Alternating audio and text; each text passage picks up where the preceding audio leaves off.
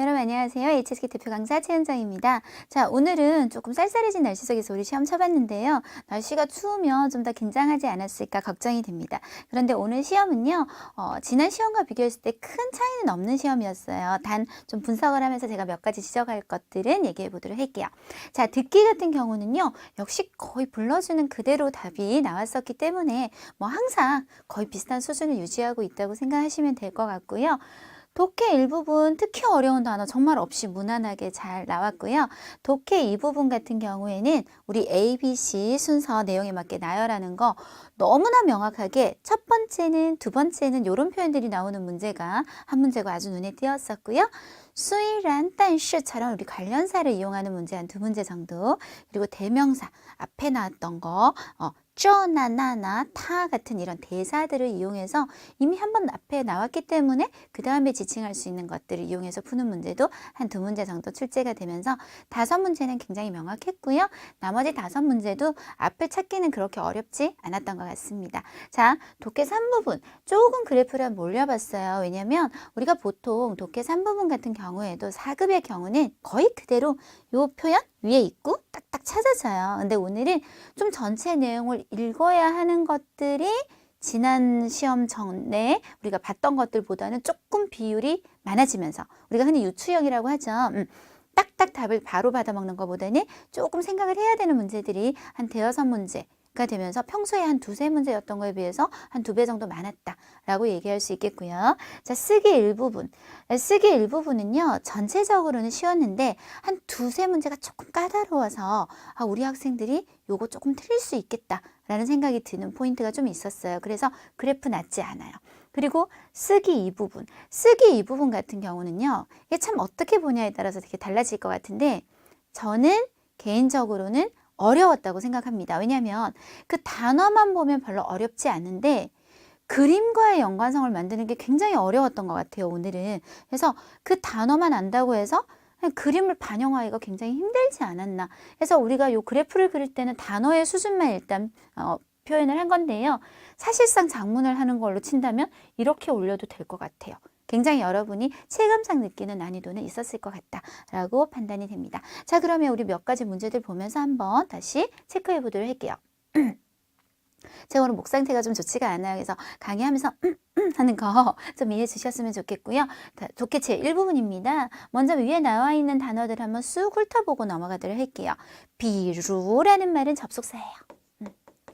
그래서 문장 제일 앞에 툭 던지면서 앞에 얘기했던 것에 대해서 예를 들어 이런 것들이라고 구체적인 설명이 들어갈 때 쓰게 되시고, 차부도라는 말은 형용사로 너무 잘 아시죠? 네, 비슷하다 라는 뜻을 나타내게 되고요. 띠디엔 지점이나 장소를 나타내는 명사 성격이겠네요. 공리 킬로미터를 나타내는 양사예요. 우리 양사는 앞에 필수적으로 뭐가 오죠? 양사는 앞에 수사가 오게 되어 있어요. 그래서 나중에 숫자 개념이 있으면 우리 무조건 공리 찾아서 넣을 수 있을 것 같고요.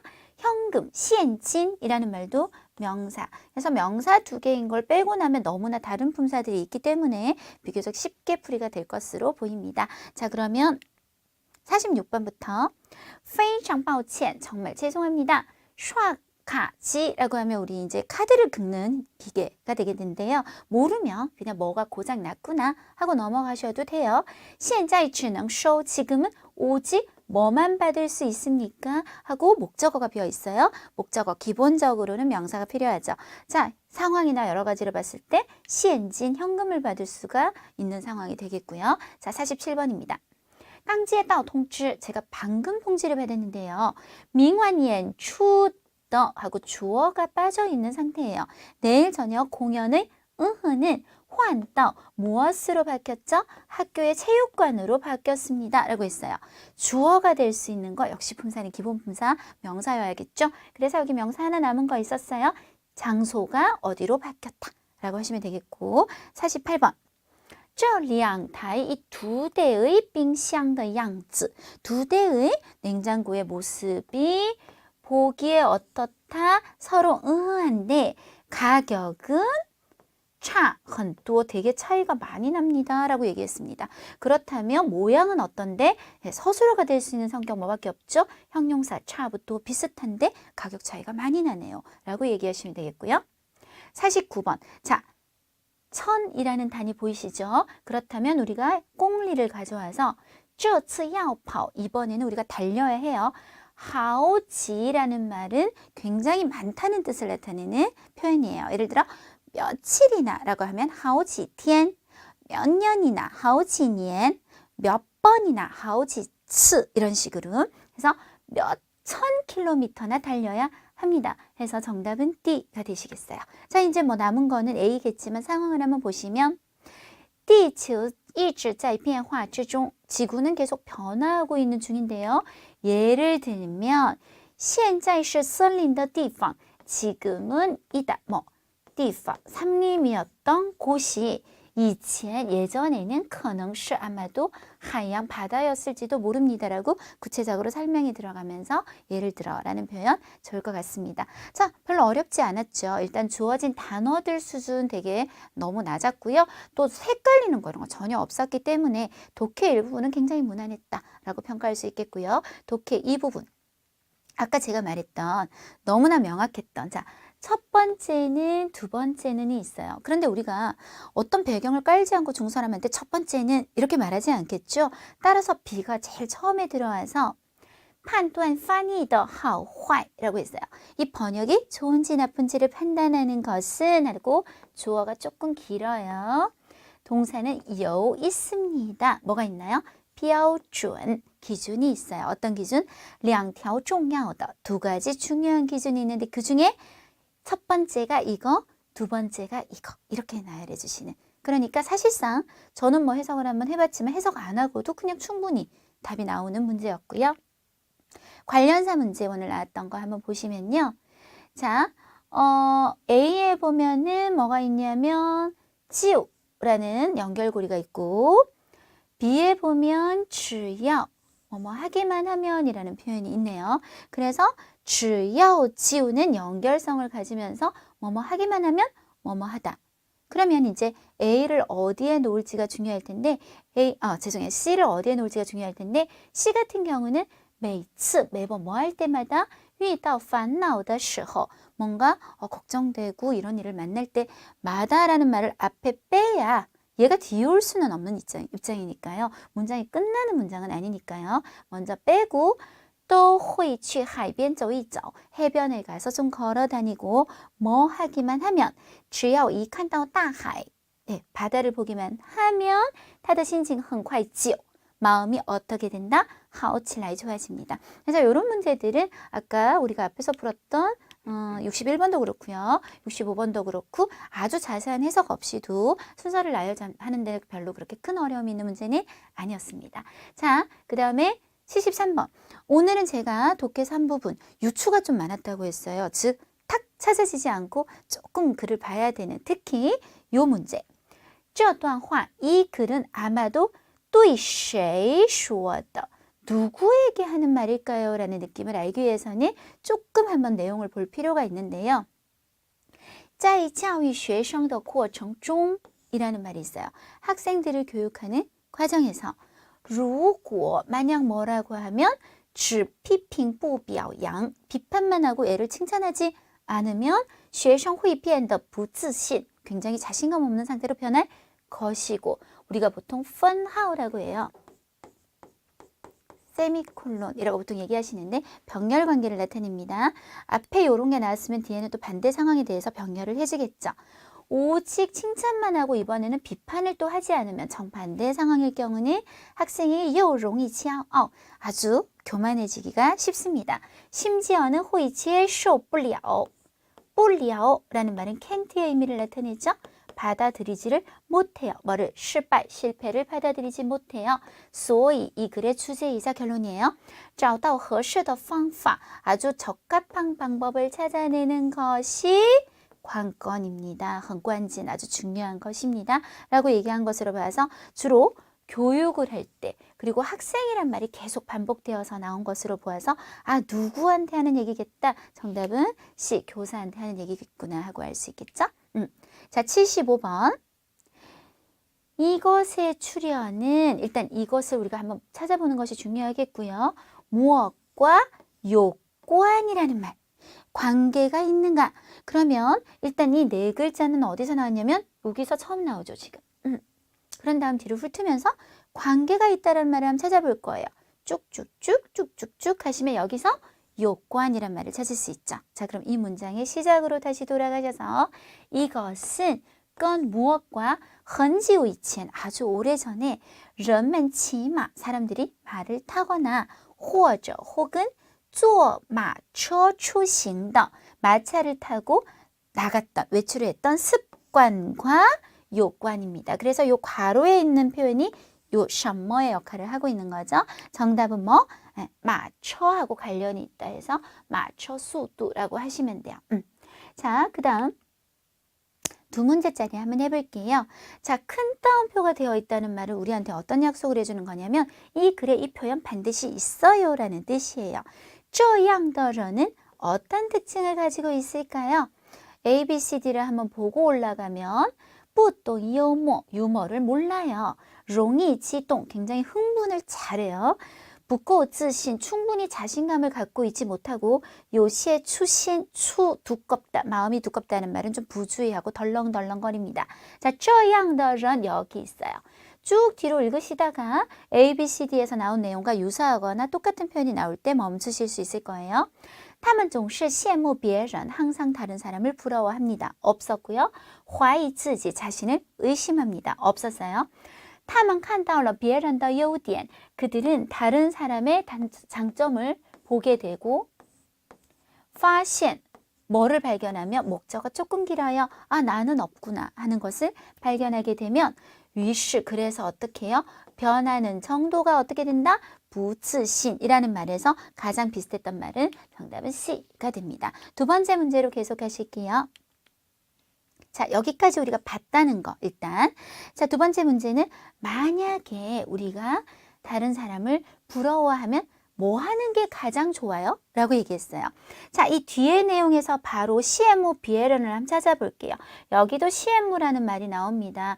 이런 부러워함은 并没有任何好处, 좋을 게 없어요.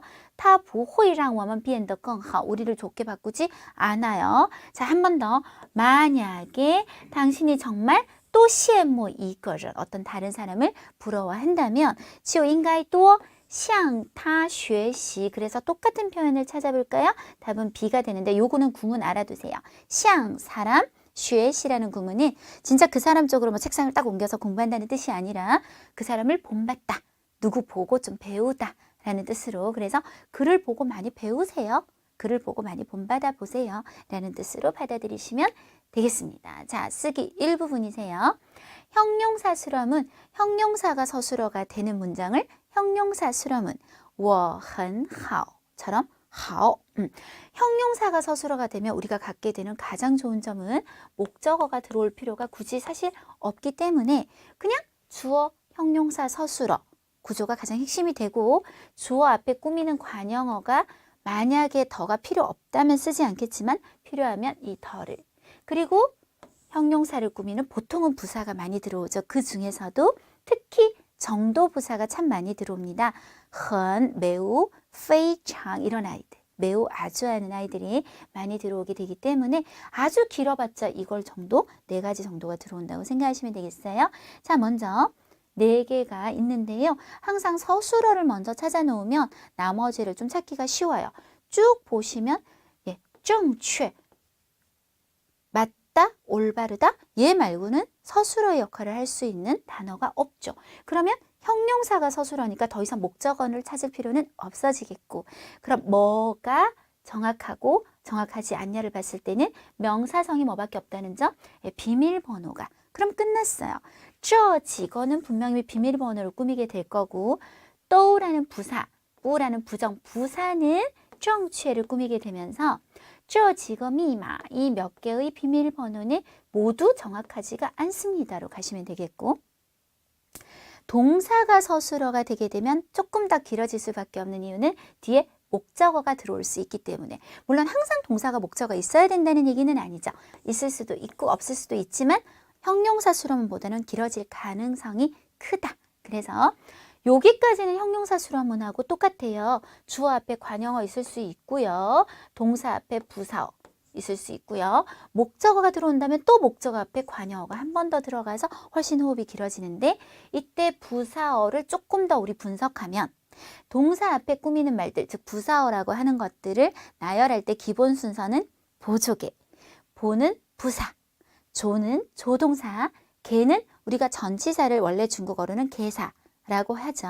개사구, 전치사구, 보조개 순서로 많이 들어온다는 거 알아두시면 정말 도움되실 것 같아요. 자, 88번에 쭉 나열된 말 보시고 아까 제가 말씀드린 것처럼 먼저 뭐부터?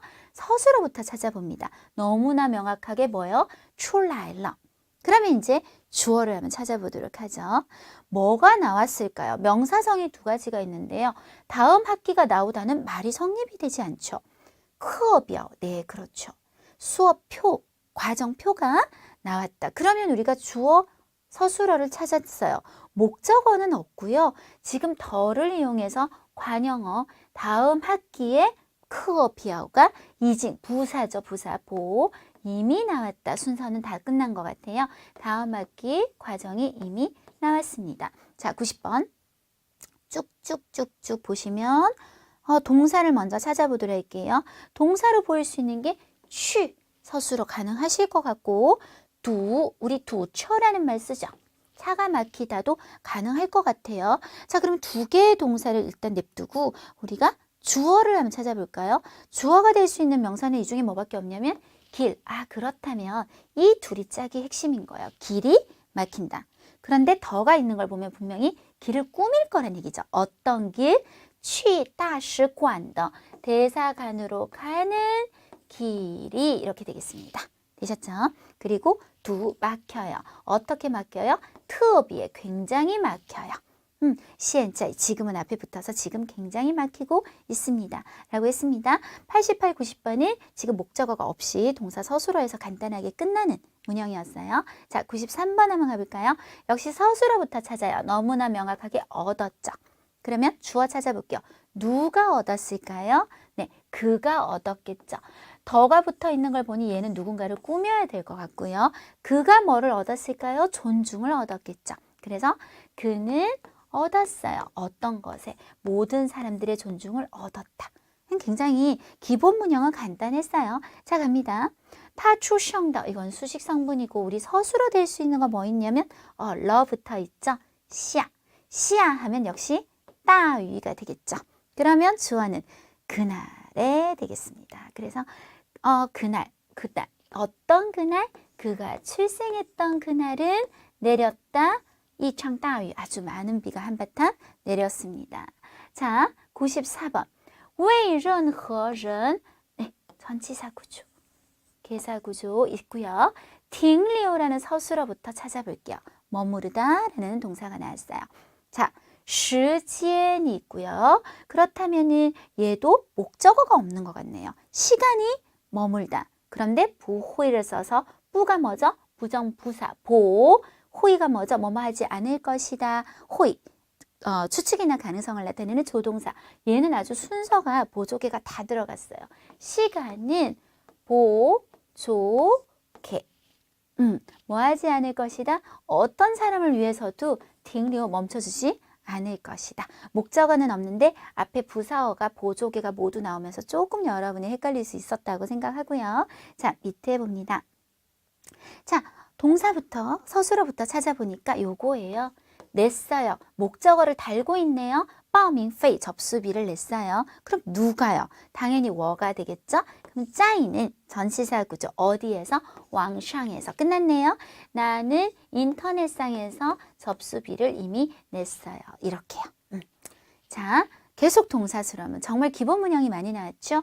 먼저 쭉 보시고 동사가 될 수 있는 거 찾아보니까 띠아오차는 물론 동사가 될 수 있지만 여기서는 거를 붙여서 이 조사, 명사성으로 쓰이고 있기 때문에 아닌 것 같고 그렇다면 요거밖에 안 돼요. 목적어 달고 있죠? 너무 좋아요. 의심을 나타내요. 그럼 누가, 주체, 사람이 될 수 있는 거예요? 따지아밖에 없어요. SVO 끝났어요. 또 이 전치사 구조 앞만 잘 정리해 주시면 될 것 같아요. 모두들 뭐에 대해서? 这个调查结果, 이 조사 결과에 대해 뭐를 나타내요? 의심을 나타내고 있어요. 자, 시자문. 시자문이 아주 쉬우려면 목적어 자리에 명사성이 들어와서 말하자면 A equal B 구조로 쓰면 됩니다. 这是桌子. 이것은 책상이에요. 그런데 만약에 B 자리에 형용사나 동사가 들어오면 우리가 덜을 붙여서 명사화시키면 됩니다. 예를 들어 这是新的 형용사죠. 이것은 새 것이라든지 这是买的 동사가 들어올 때도 산 것이라든지. 자, 그런 문형 하나 있었어요. 한번 보실게요. 먼저 동사는 확실히 쉽니다. 그런데 주어가 앞에 붙어 있죠. 좋아요. 이 글은 입니다. 자, 그런데 어떤 것입니까? 儿童教育, 아동교육, 介绍. 그렇다면 이 두 개의 관계는 당연히 소개하다가 먼저 들어오고 아동교육을, 즉 B 자리에 소개하다는 동사가 들어왔기 때문에 맨 끝에 뭐를 붙여서? 덜을 붙여서 명사화 시키실 거예요. 그럼 다시 이 글은 입니다. 자, 어떤 것인가요? 아이들의 교육을 소개하는 것이죠. 이렇게 나열해 주시면 되실 것 같아요. 한 번도 빠진 적이 없다라고 말해도 될 것 같아요. 서술성 목적어를 가지는 동사. 무슨 뜻이냐? 보통 우리 동사는 목적어 자리에 명사나 대명사, 어쨌든 명사 성격이 많이 들어옵니다. 예를 들어 去 하면 중국어, 중국 명사잖아요. 칸 하면 电影 영화 명사죠. 그런데 어떤 동사는 뒤에 명사를 절대 목적으로 가지면 안 되고 형용사나 동사같이 원래 문장에서 서술어가 되던 아이들을 꼭 목적어 자리에 가져야 되는 동사들이 있어요. 이런 서술성 단어를 목적어로 가질 때 서술성 목적어를 가지는 동사라는 말이 나오는 건데요. 가장 대표적인 게 觉得 있으실 것 같아요. 자, 我觉得他 여기서 끝날 수가 없는 거예요. 나는 그녀를 느껴요? 그거 좀 이상하죠. 我觉得他很漂亮 목적어가 이만큼인 거예요. 형용사가 섞여 들어가서 나는 그녀가 예쁘다라고 생각하다. 이런 성격을 서술성 목적어. 한 번 더 해볼까요? 我觉得 나는 그녀가 应该学汉语 동사가 들어가죠. 중국어 좀 배워야 된다고 목적어 이만큼이에요. 동사가 들어가는 서술성 목적어 느낀다, 생각한다. 그래서 이때 觉得 같은 동사가 어떤 동사? 이런 서술성 목적어를 가지는 동사. 자, 그럼 밑에 옵니다. 그런 동사가 뭐가 보이냐면 바로 打算이라는 동사가 보여요. 觉得 같은 동사예요. 생각해 보세요. 打算中国 중국을 계획이다? 말이 안 되죠. 打算去中国 반드시 목적어 속에 동사가 꼭 들어가야 되는. 그래서 打算뒤에는 다시 한 번 더 동사들이 쭉 나열될 건데 어떤 동사들이 보이냐면 두 개가 보여요. 일단 去 가다가 있고요. 旅行 여행하다가 있네요. 동사를 나열할 때는 일어나는 발생 순서대로 일단 가야 여행을 하게 될 겁니다. 그래서 먼저 이 打算을 전체 서술어로 잡고요. 뒤에 넣을 때는 다시 취를 앞에 1번으로, 리싱을 2번으로 넣게 되실 거예요. 그 다음 6월이 있고 띠가 있죠. 6월 말 여기 갖다 붙이게 될 거고요. 자, 주어를 찾아야 되는데 주어는 하나, 삼촌이 되겠네요. 자, 슈슈는 打算, 그 다음 목적어가 무지 긴 거예요. 지금 목적어가 이만큼인데 그 안에서 다시 6월 말에 또 취 갈 거예요. 야조에 가서, 아시아에 가서 旅行 여행을 할 이 두 가지 서술성 목적어를 가지고 打算 계획이다 라는 구조로 돌아가시면 되겠습니다. 해서 우리가 쓰기 일부분 한번 살펴봤는데요. 제가 볼 때는 한 두 문제 정도 방금 했던 문제랑 아까 시간은 뭐 멈춰 주지 않는다. 그거 정도가 조금 까다로울 수 있었다고 생각하고요. 자, 오늘 한번 보시면 찡즈가 지금 등장을 했어요. 자, 찡즈, 거울, 그리고 지금 쳐다보고 있죠. 여기서 이 동사를 몰랐다면 아마 장문이 힘들지 않을까. 거울을 비춰보다가 반드시 필요할 것 같아요. 그쵸? 비춰보다. 그 동사를 몰랐다면 굉장히 장문이 힘들었을 겁니다. 照镜子라고 하죠. 네. 저 원래 한자 잘 적거든요. 근데 전자 이거에 되게 약해요. 照镜子. 그래서 이 표현이 오늘 되게 중요했을 것 같고 아까 제가 처음 강의를 시작할 때 얘기했던 것처럼 이게 그림하고 단어하고 연결을 하기 위해서 또 다른 표현이 들어와야 되는 것들이 오늘은 너무 많았어요. 특히 이 표현을 한번 보시면 막상 그림은 뭐냐면 주사를 맞다죠. 그럼 주사 맞다는 표현을 몰라서는 연결을 할 수가 없는 거예요. 따전이라고 하죠. 침을 맞는다라고 얘기해요. 그죠? 를 쓰고放松은 뭐냐면 우리가 긴장을 좀 늦춘다는 얘기거든요. 그래서 예를 들어 뭐 이런 식으로 打针时 뭐 예를 들어 주사를 맞을 때는 应该放松 좀 긴장을 풀어야 됩니다. 이런 식으로 연결을 해야 되는 문제가 오늘 좀 많았다. 예를 들어 주어진 단어는 추측하던데 막상 그 사실은 그림을 그리고 있어. 그러면 你猜猜 너 추측해봐. 我画的是谁? 내가 누구 그림을 그리게? 결국은 그림 그리다와 이 단어를 연결을 한번 더 해야 되기 때문에 이 그림에 있는 표현 한번 더 가고 그리고 이 표현도 써야 되는 문제가 많아서 제가 느끼는 오늘 쓰기 이 부분은 굉장히 어려웠다. 네, 이렇게 해서 우리 11월 시험 한번 정리해 봤는데요. 이번 시험도 우리 최은정 사단의 세 분의 선생님이 함께 정리하고 지금 빨리 여러분한테 전달을 하기 위해서 노력했다는 점 강조해 드리고요. 자, 여러분 보통 시험 치시면 어디에서 시험 접수를 많이 하시는 것 같냐면 HSK 한국사무국에서 많이 하시는 것 같아요. 근데 이제 우리가 시행처라고 그러죠. 이 HSK 시험 자체는 중국의 한 반이 주관을 하는 거고 시행처라는 건 이제 한 반에서 위탁을 받아서 한국 학생들이 접수를 할 수 있게 접수처가 되는 건데 사실은 그게 우리나라에 20개가 넘더라고요. 저도 처음 알았어요. 근데 그 중에서 가장 유명한 곳이 이제 한국사무국이고요. 우리 대교에서도 제가 지금 오프라인에서 강의를 하는 차이용 칼리지가 대교 소속인데요. 지금 보시면 HSK 시험센터라고 해서 한국사무국하고 똑같은 거예요. 단 인터넷 사이트 다를 뿐이고요. 똑같이 같은 그 기간, 접수일 똑같고 똑같은 시간에 시험 치시고 똑같은 날짜에 성적 나오시고 똑같은 조회 방법으로 성적 알게 되시고 모든 것은 똑같습니다. 단 저희가 좀 자랑하는 거니 전국에 30여 개의 고사장을 운영하고 있어요. 가장 시행처들 중에 많은 고사장이 있고 또 각 고사장의 환경이 좀 상대적으로 좋고 음량도 좋다. 라는 거 자랑하고 싶고요. 이렇게 30개가 넘는 고사장 중에 우리 강남고시장이 있는데요. 강남고시장이 어딘지 아세요? 제가 지금 강의하고 있는 차이용 칼리지 본 학원이에요. 학원 자체가 시험을 치는 고사장으로 지정이 되어 있어요.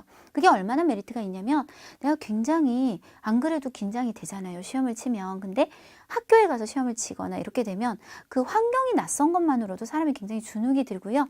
또 주변 사람도 또 되게 낯설잖아요. 그러면 왠지 쟤는 되게 잘하는 것처럼 보여. 막 이런 생각이 들 수도 있는데 이게 시험을 학원에서 공부하고 그 자리에서 그대로 치게 되면 평소에 익숙한 환경에서 시험을 치니까 마음도 되게 편안하고 또 주변을 돌아봐도 항상 봤던 통수애들하고 같이 시험을 치니까 훨씬 편안하고 안전된 상태에서 자신의 실력을 발휘할 수 있는 환경이 될 수 있을 것 같습니다. 네. 이번 시험은 뭐 몇 가지 어려운 부분이 있었어요. 그건 어쩔 수 없지만 솔직히 말씀드리면 상급하고 사급 시험은 위에 5, 6급이 있기 때문에 이게 어려워지는데 한계가 있어요. 4급이 막 어려워져서 5급을 이렇게 초월할 수는 없는 부분이잖아요. 그래서 사실은 4급 같은 경우는 조금 한 몇 달만 마음 먹고 문장 많이 표현 외워주시고 이 총평특강도 앞에 제가 찍었던 것들 좀 살펴봐 주시고 이러면 충분히 좋은 성적 나올 수 있을 거라고 생각합니다. 수고하셨습니다.